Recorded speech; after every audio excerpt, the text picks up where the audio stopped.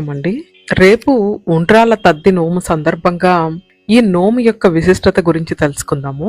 భాద్రపద బహుళ తదియ రోజున సుదతులు సద్గతులు పొందే నిమిత్తం ఆచరించే వ్రతమే ఉండ్రాళ్ళ తద్ది.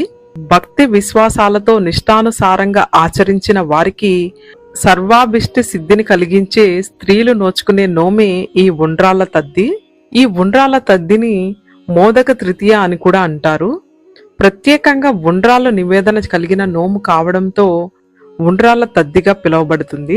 ఈ నోమును భాద్రపదంలో బాగా వర్షాలు కురిసే ఋతువులో పూర్ణిమ వెళ్లిన 3వ రోజున అంటే బహుళ తదియ నాడు ఉండ్రాళ్ళ తద్ది నోమును నోచుకోవాలని మన పూర్వీకులు నిర్ణయించారు.